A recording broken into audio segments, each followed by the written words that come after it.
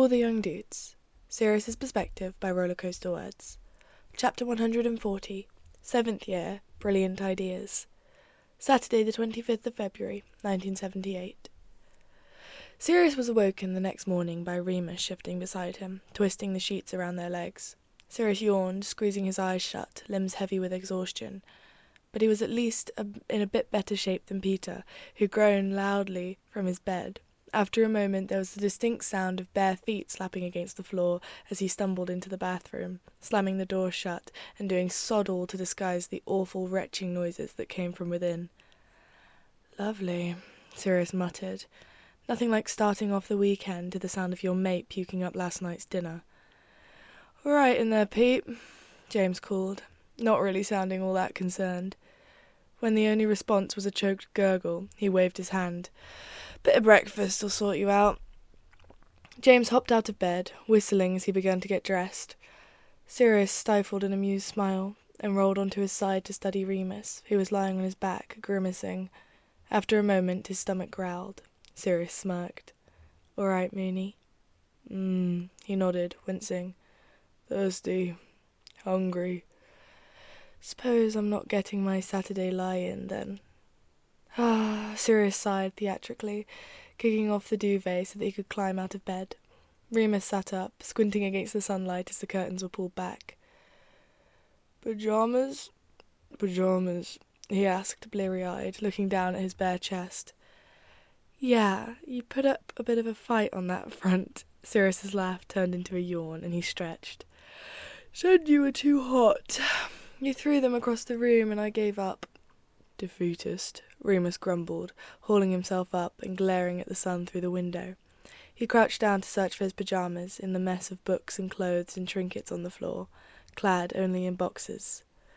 "Morning, lads," Lily said cheerfully, propped up on James's pillows. "Shit!" Remus yelped, grabbing a Quidditch magazine to cover his crotch, and dove back behind the safety of the bed curtains. "What the bloody hell are you doing here?" "I slept here," Lily said with a cheeky grin. "I didn't know you two shared a bed." "I didn't know you two shared a bed," Sirius sniffed, raising an eyebrow. He chucked Remus his pyjamas. "There you are, Mooney. Make yourself decent." Remus could be heard grumbling incoherently as he dressed, rustling about behind the bed curtains. Lily bit her lip like she was trying not to laugh, and even Sirius found himself smiling a small, amused smile. He glanced over at James, who shrugged at him as if to say, "Hey, what could I do?" After a minute, the bed curtains ripped back and Remus marched out, stomping over to the door so that he could use the communal bathroom down the hall. Peter was still well and truly occupying their own bathroom. "I didn't see anything," Lily shouted at him as the door swung shut, wearing a shit-eating grin. Fortunately, it was Saturday, which meant they didn't have to rush down to eat before lessons. The 5 of them meandered slowly, waiting for quite a while for Pete to finish in the bathroom. He still looked a bit green around the gills as they took their seats, gripping a cup of tea with both hands and eyeing the food reproachfully, as though he couldn't trust it. Remus, on the other hand, had no qualms with the house elves cooking. He got to work immediately, loading up his plate with enough food to feed 3 people. "Why is Remus eating a hangover breakfast?" Mary asked, narrowing her eyes. "And where were you all yesterday afternoon?" "I think you've answered your own question, MacDonald," Sirius smirked. "You lot have all the fun," she tutted, pouring herself some orange juice. "Not fun," Peter moaned. "Bad time." "Have something to eat, Wormtail," Remus said, around a mouthful of food. "You'll feel better." "I think he's frightened he'll lose an arm," Sirius remarked, raising an eyebrow as Remus reached for more bacon. "Yeah, that was the last slice of toast, Mooney," James frowned, staring down at their empty platter. "Oh, for goodness sake, the plate's refilled, ain't it?" Remus rolled his eyes. "Always wondered how that happens," Mary said thoughtfully, watching as a new stack of toast appeared from thin air. "It's not that complicated," Sirius shrugged. "Basic teleportation spell. The house elves have tables directly beneath the kitchens. They load that up, then transport the food to the corresponding plates above." "Sort of like a magical dumbwaiter," Remus mused, creating an abomination that Sirius was pretty sure was supposed to be a sandwich, but suffered from an overwhelmingly uneven ratio of bread to filling. It seemed as though Remus was trying to cram every other food on the table in between 2 slices of toast. "Sounds complicated to me," Mary sighed. "I'm useless at teleportation, though. I had to retake my apparition test 3 times. "It's easier with inanimate objects," Remus said, now reaching for ketchup, as if his sandwich needed to be any more of a mess. "And they're only sending it up directly up, so the destination part doesn't take as much effort." "I tried using it to clean my room once," Sirius reminisced. "I just transported all the messy stuff into the room above mine, except I couldn't get it back again after. My mother had an impenetrable lock on the attic, and I accidentally transported my bed, so that caused a bit of a row." This earned a laugh from his friends, except Peter, who sat up a bit straighter, blinking. He frowned. "What?" Lily eyed him warily. "Oh, you're not going to be sick again, are you?" "No, I'm just thinking." "Merlin," Sirius joked. "Better get him a pain-killing draught." Peter ignored him, now studying the plates of food with his brow furrowed. "Could we do it on a bigger scale?" he murmured. "The transportation thing." "You mean like getting food from the kitchens into our dorm?" Remus shrugged. "I don't think so. I only think the house elves can do it. Would be great, though." "No," Pete shook his head. "More like what Sirius was saying, with beds and trunks and furniture." "Yeah, probably," Sirius scratched his chin. "I'm guessing that's how everything ends up on the train at the end of term. Powerful bit of magic, though. It took me half the day to do my bedroom. Mind you, I was 14. "We've got a lot of people, though," Peter said eagerly, turning to look at James. "We could do it." "Peter," James replied, with a smile creeping across his face. "Have you just had the best bloody idea in 7 years of pranking?" Peter smiled back, looking a bit flushed and incredibly happy with the compliment. "Emergency cooperative meeting." James stood dramatically, hands on his hips. "Spread the word." Of course, calling an emergency meeting with 30 different schedules to work around was a bit of a piece of cake. At first, James insisted that they meet that very afternoon, but then he settled for Sunday, and then Monday, and then eventually gave up and agreed that they would just use their usual Wednesday slot. He wasn't happy about it, but between homework, exam revision, Quidditch, and various other clubs that students had joined, there was nothing they could do. "There's still plenty of time," Lily assured him. "And we can always start researching it now, so we have the right spells ready to show the group." "Suppose," James frowned, dragging his feet and pouting as they made their way back to the common room. "I've got dung bombs lying about, if you fancy blowing off some steam today," Sirius offered, grinning. James perked up immediately. "Yes!" "I can't hear this." Lily slapped her hands over her ears, hurrying ahead to walk the rest of the way with Mary. When they reached the fat lady's corridor, Remus hesitated at the end of the hall, outside McGonagall's office. "You lot go on. I'll just be a minute." Sirius glanced over his shoulder, and, figuring that it probably had something to do with Remus's mother, nodded once, refraining from asking any questions. He continued down the corridor with James and Pete, throwing an arm over each of their shoulders. "Dungeons are getting too predictable," he said as they made their way to the common room. "At this point, Filch already sweeps the corridors down there for dung bombs practically every evening." "We should set them in a classroom," Peter suggested, "before the Slytherins are scheduled for lessons." "Yeah, but then we get the professor, too. Who's your least favourite teacher, Prongs?" James shook his head. "We don't need to worry about that," he told them with a mischievous smile. "I know the Slytherins' Quidditch team's practice schedule." Sirius grinned. "You aren't suggesting." "Locker room," James nodded. "If we set them off just before their practice, after Ravenclaw's already cleared off the field." "We can use the time delay spell," Peter chirped eagerly. "And no one will be able to trace it back to us," Sirius concluded. For a moment, the three of them stood, Sirius's arms still slung around their shoulders, grinning madly at each other. Then he frowned. "We'll only be able to get into the boys' locker room, though." James shrugged. "They've only got one girl on the team this term anyway. Yaz and Marlene complain about it all the time." "Why?" Peter snorted as they made their way up to the dorm. James gave him a bemused look.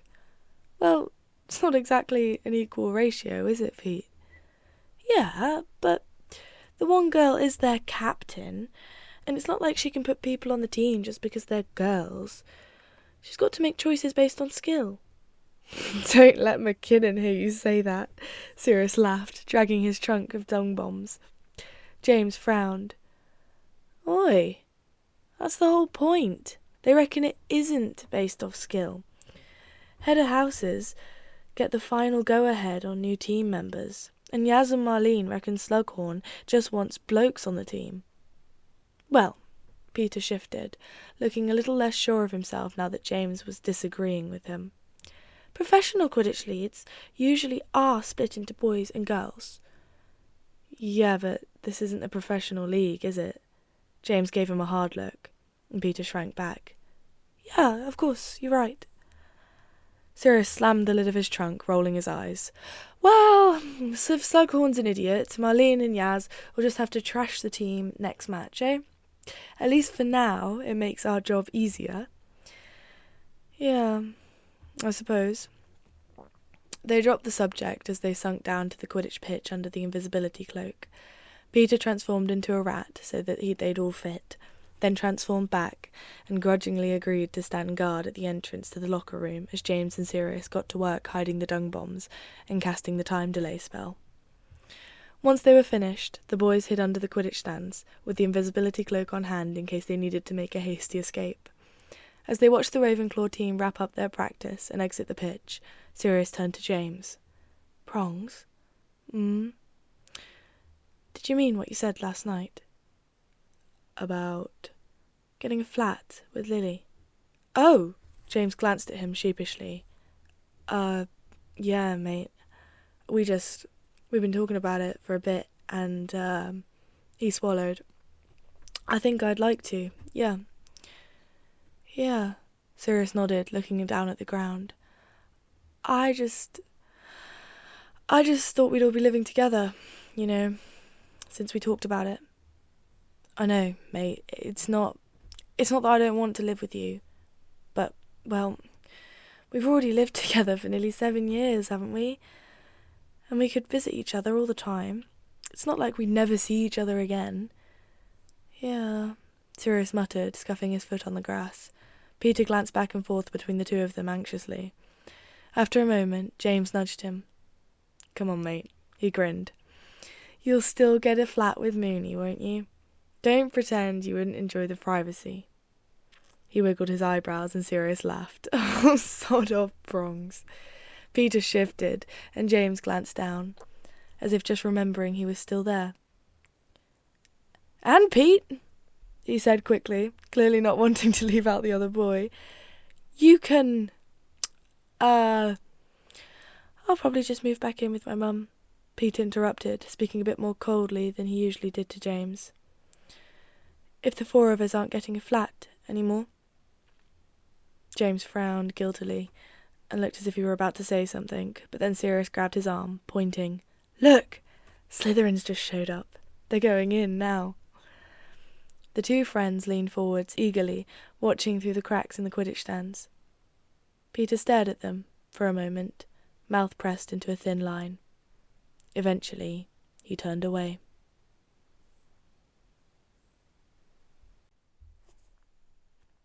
Chapter 141.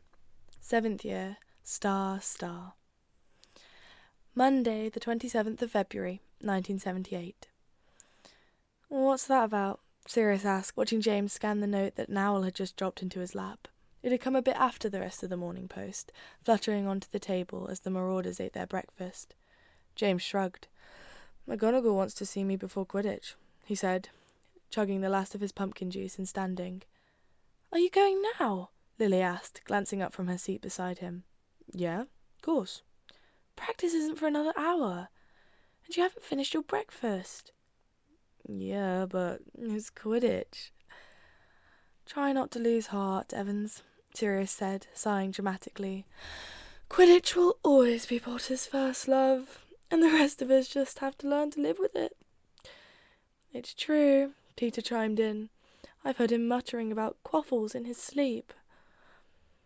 And don't even get me started on his broom, Remus began, grinning, before James cut him off. All right, we get it.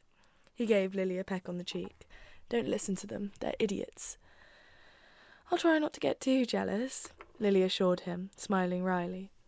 She turned back to her breakfast as he hurried off, shaking her head. What do you reckon McGonagall wants to see him for? Marlene asked, leaning forward slightly across the table. It's got to be about the final match, right? Yaz added, sitting next to her. We've only got one more game against Slytherin, and then season's over. Maybe they need to reschedule the match date, Peter suggested. Nah, Sirius shook his head. Why would she need to speak to him privately about that? The four of them continued to speculate for the rest of the meal, but, as it turned out, they didn't need to guess for long. Padfoot! Padfoot! James's voice called out from the two-way mirror, just a few minutes before breakfast was due to end. Sirius took it out of his pocket, frowning in confusion. Quidditch pitch, now. His friend's eager face disappeared before Sirius could even ask what was going on. What do you reckon he wants? He muttered as they all stood to leave the hall. Oh, I think you'll like it, Remus said with a knowing smile. Go on, he sounds excited. Sirius narrowed his eyes. You know what it is, don't you? Maybe. Didn't you want me to walk you to Care of Magical Creatures? I'll manage. Go, hurry. Down at the pitch, James was practically bouncing with excitement, grinning from ear to ear. Sirius eyed him warily as he approached, at a loss of what could possibly have got Potter so thrilled. Prongs? Padfoot! What's going on? Pads, you won't believe it. It is the best news ever. I didn't even know what to say when McGonagall told me. Well, spit it out then, go on. James took a deep breath, eyes alight with excited energy. You're back on the team. Sirius blinked. What? McGonagall just told me. Gordon has to leave Hogwarts for the rest of the term. She didn't say why. Apparently it's private. So we need a new beta on short notice. And she wants you. I mean, if you're up for it. Bloody hell. Sirius shook his head, stunned. Yes, of course, yes. I'll do it. He began to grin, smiling so hard his cheeks ached. Back on the team. He'd missed Quidditch ever since he'd stopped playing, missed the thrill of flying, the cheering crowds, the closeness he felt with his teammates as they all worked together towards the same goal. Suddenly he felt alive with energy, hardly able to wait until the moment he got back on his broomstick. James spent the rest of the morning getting Sirius up to speed, discussing practice schedules and new drills that they'd been using, and possible strategies that he had in mind for the upcoming game. At lunch, they huddled together over the schedule James kept on him at all times, trying to figure out when would work best for an extra practice session to make sure Sirius could keep pace with the rest of the team. They only had a little over a month left before their final game. He would have to work properly hard if he wanted to be ready. As Remus slid into the seat at the table, Sirius looked up, smiling wryly. You were right, he said. I did like it. Remus smiled back, a soft, cryptic thing. What are you so happy about? Marlene asked, eyeing the practice schedule on the table as she sat down. Say hello to your new beta, Sirius crowed, unable to contain himself. Next to him, James laughed. Oh! Marlene blinked, smiling. Excellent! What happened to Gordon? Gone home, James told her. Not supposed to ask. Ah. Well, anyway, Marlene turned back to Sirius. That's fantastic. I've missed having you watching my back. So how come McGonagall let you? I thought you got kicked off for doing something unspeakable. Oh, yeah, Mary nodded, glancing up. I remember something like that too. What did you do? In a rush, it all came back. Sirius stiffened, kicking himself mentally. He'd been so caught up in his own selfish excitement he hadn't ever thought of the reason he'd been kicked off the team in the first place. But then Remus spoke up. He laughed lightly. You can't expect Sirius to remember every stupid stunt he pulls that gets him back into trouble. The girls shrugged and moved on, focused on their lunch, and James turned back to his schedule. But Sirius remained stiff, glancing anxiously at Remus throughout the rest of the meal. He didn't look upset, and he seemed to have already known this was happening. But still, Sirius felt that old familiar guilt begin to gnaw at him. He remained on edge for the rest of the day, feeling as though he should say something to Remus, but not quite sure what. He didn't want to muck everything up again by bringing up something that Moony didn't want to talk about. At the same time, trying to dance around the elephant in the room was torturous. In the end, it was Remus who said something, leaning over while they were all eating that evening to ask, "Fancy a walk after dinner?" He waved the matchbox where he usually kept his cigarettes. "Yeah," Sirius blinked, relieved. "That sounds good." He tried to stifle his nerves as they made their way up the stairs to the astronomy tower, body buzzing with adrenaline. Remus seemed perfectly calm, but Sirius had no idea what he was thinking. Was he angry, frustrated? Was rejoining the team a bad idea? Would it make Moony think that he no longer cared about what he'd done, that he no longer thought it was a big deal? They had to kick out a few fifth years trying to strangle each other with their tongues, and Sirius rolled his eyes as the younger students scurried away. "Honestly, when we were their age, we never—" "Well, you want to finish that sentence?" Remus asked, shooting him an amused smile. Sirius held his tongue as they sat, remaining quiet, while Remus rolled a few spliffs. Sirius still didn't know who he got his weed from, and the secretive boy refused to tell, but he wasn't about to complain about that, particularly not when he was reaping the benefits of Moony's mysterious connections. On his first exhale, breathing out smoke, Remus said, "I'm really happy for you. About Quidditch. You deserve it." "Thanks," Sirius said carefully, some of the tension unspooling in his chest. I asked James, and he said McGonagall asked you if it was okay first." "She did," Remus said easily. "Obviously I said it was fine. Obviously." "I'm really grateful. You didn't have to. I would have understood." "Really?" Remus turned to him, raising an eyebrow. "Of course," Sirius nodded earnestly. "I deserve to be struck off. I deserve to be expelled for what I did. Locked up in Azkaban. I got off easy, and I know it." "I never wanted you to suffer," Remus said quietly. "I hated you for it, I won't lie. But I forgave you then, and I can't keep holding a grudge.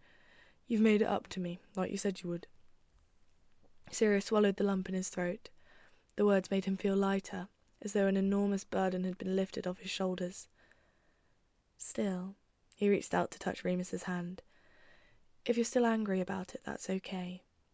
I still feel guilty about it. It's the worst thing I've ever done." "We don't have to talk about it." Remus tensed slightly, lifting the spliff to his lips. But if they didn't talk about it now, when would they? Sirius couldn't bear the thought of dancing around it forever, trying to act as though it had never happened. "I just want you to know that I do still feel responsible. I don't blame anyone but myself, not even Snivelus, not even—" He faltered, swallowed, forcing himself to continue. "Not even her." Remus's brow crinkled in confusion. "Who?" Sirius thought of their fight, about Moony's words. "How can we never talk about your fucked up family?" He took a breath. "My mother." His voice was quiet. He had to force it out of his chest. "Do you remember what happened that Christmas? It was when I got kicked out." The memory rose up, from where it always seemed to be lurking, just beneath the surface of his thoughts. The voices, the pain, the fear. Sirius hugged his knees to his chest, holding himself together, and pushed through. "She'd done stuff before. I mean, you knew about that, the cutting, and the silencing, and the time she vanished my hair. But, and I know it sounds weird, I never thought she'd do that. She threatened to disown me all the time, threatened to do all sorts, but until they started getting But until they started getting in deep with Voldemort, I never really believed her. It hurt more than it should have, putting it into words. Part of him hated the boy that had collapsed on that library floor. Now shocked he'd been. How shocked he'd been. How naive. It was always the most important thing when I was growing up. Family loyalty. I know they froze out Andromeda, but Mother knew we were still in touch. She didn't try to stop it. So I thought, well, they must be planning to forgive her one day, bring her back into the fold, because she was family. And it was arrogant of me, but I never really thought it would happen to me. He'd been stupid, so stupid and blind to what was going on, telling himself every time that it couldn't get worse than this. That if he could just get through this punishment, could bear this pain, then surely that would be the end. Surely things would get better. Remus squeezed his hand. Sirius sucked in a breath, then released it. But then it did happen, and they'd punished me so many times before, I thought I knew what to expect. But not like that. I'd never been so scared. He thought about the boy who had cried, who had screamed, who had begged. I hated it, feeling that way. And all I could do was think, lying in bed at the Potters, about how you or James would have done better, been braver, or figured out a way to fight back. I didn't fight back because they were my family. Sirius, Remus said quietly, and Sirius could hear the pity in his voice. He scrubbed at his eyes, wiping the tears that threatened to spill. No, it's okay. I'm not telling you this to feel sorry for me. I'm not making excuses. There is no excuse. I'm just, I don't know, trying to explain. Anyway, that happened at Christmas. And when I was living at the Potters after that, so it was all okay for me, wasn't it? Like I was safe and I had nothing to be scared of. But I still felt like she could get me. I had these nightmares, remembering the curse. Sorry, I know it sounds stupid. It doesn't sound stupid at all.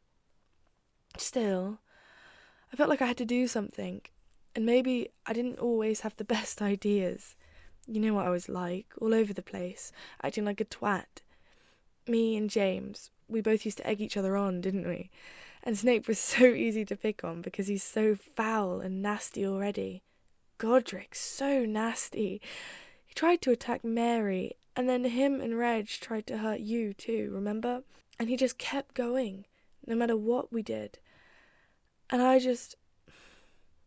Not like Snape is like my mother or anything. I think there are at least 6 degrees of evil between them. But that made me feel the way she made me feel. Like I couldn't control it.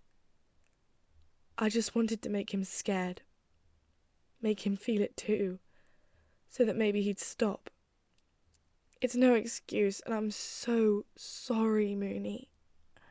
He stared down at the joint in his hand, trying to get his breathing under control, to take another hit. His heart was pounding, and he could feel a headache coming from trying to fight back the infuriating tears. His eyes burned when he blinked. After a moment, Remus's hand came up to cup the side of his face. He slipped the spiff out of Sirius's fingers, pulling him forward and kissing him gently.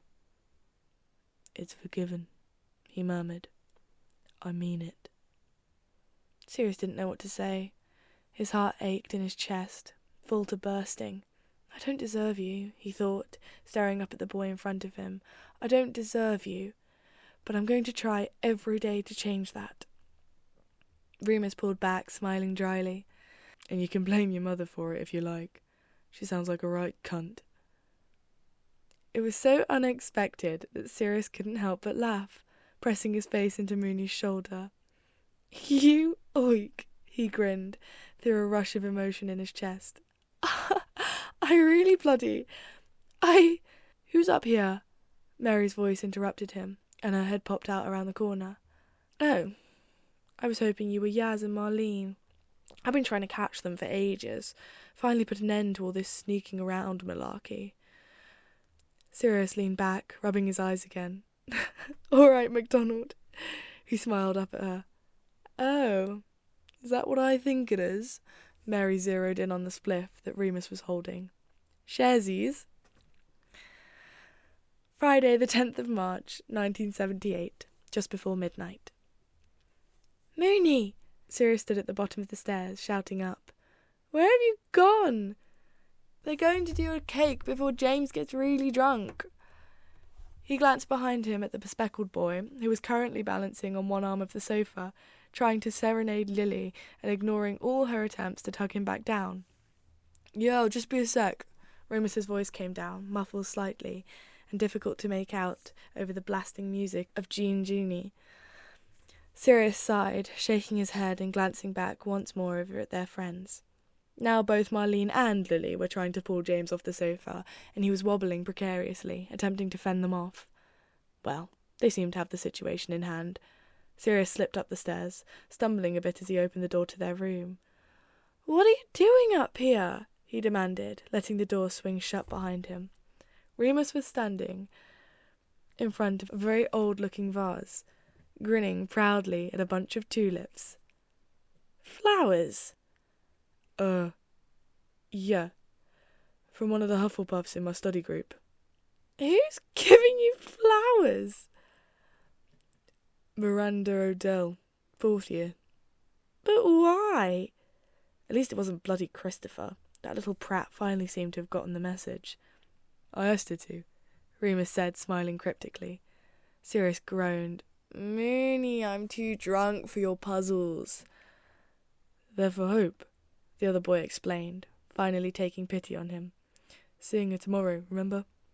Oh, yeah. Sirius blinked, smiling. He was wearing a wide-brimmed purple hat that he'd relinquished from Mary, and had to tilt his head back slightly to have a clear line of sight of the taller boy. Looking forward to it? Do you know what? I sort of am. At least I don't want to throw up like last time. Progress, Sirius declared, flinging his arms out. Downstairs, the volume of the music suddenly shot up as the song started over again, accompanied by James's truly atrocious singing.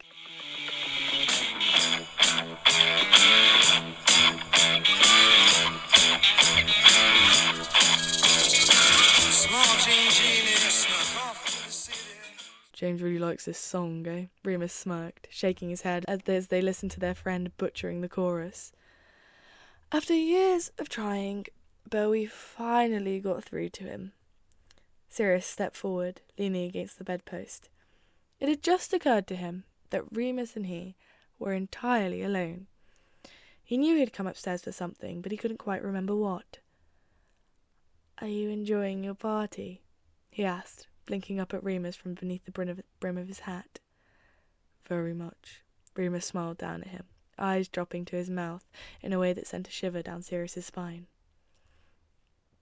Someone invited Lockhart, the prick. Oh, yeah? Yeah. How come he's always like that, anyway? Remus shrugged, clearly not in a very talkative mood. His eyes had dropped from Sirius's face to his hips. He hadn't realised he'd started swaying in time to the music, but he quickly became aware of it as Mooney's eyes darkened in a hungry, familiar way. Why had he come upstairs? There was something he was meant to be doing. Sirius racked his mind, trying not to get distracted. Suddenly it occurred to him. Want your present? Remus looked back up at his face. You already got me a present. This was true. A year's supply of chocolate frogs, which had come as quite a shock to old Honeyduke, but that was before Sirius had thought of his other gift, the one he knew would be perfect for Remus. I'm allowed to get you more than one thing, he said, straightening. Sirius stepped up away from the bed, lifting his hands theatrically before bowing with a dramatic flourish.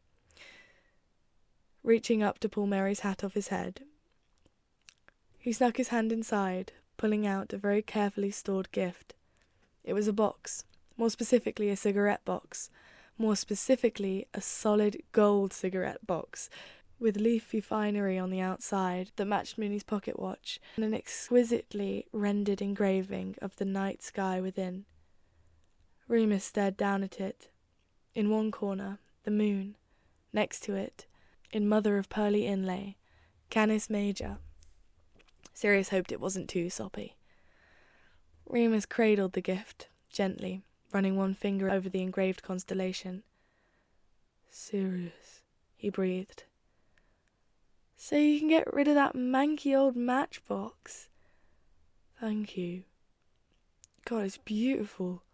"Oi! You two hurry up, or Wormtail is going to start on the cake," James shouted up from the stairs, over the top of Lily's frantic attempts to shush him. Sirius laughed, and Remus smiled, and they walked down with their fingers twisted together, only letting go the moment they reached the bottom step. Given free rein by Lily, who had always had a soft spot for Remus, and was somewhat more obliged for his birthday parties, the common room had been completely transformed by James and Sirius earlier that day. The suits of armour belched flame-free fireworks, balloons charmed with luminescence bobbed up and down against the ceiling, and multicoloured fairy lights were draped and twisted around every surface that wasn't covered with bottles or bodies.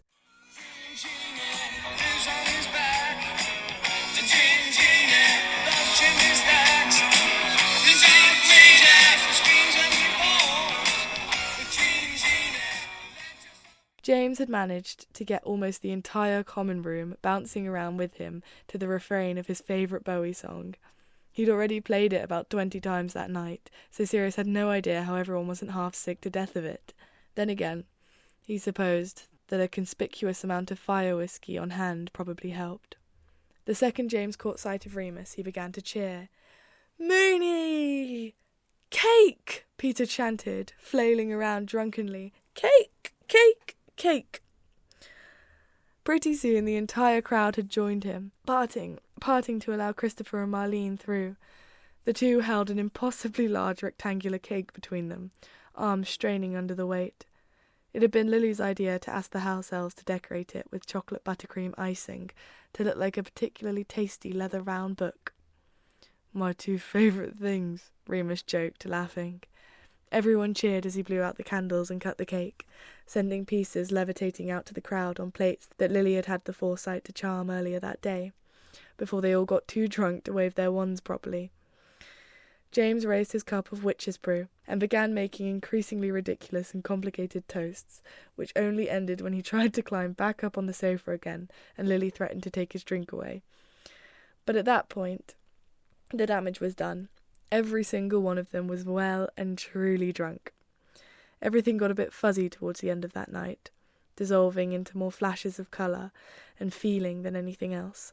There was James's braying laugh, the red curtains of Lily's hair, Mary's citrus perfume as Sirius twirled her around, as she passed him another shot of fire whiskey, and Remus smiling, Remus laughing, Remus dancing in his ridiculous jumper with his sweat-damp curls, Remus shouting along with everyone else at the top of their lungs when the Rolling Stones came on.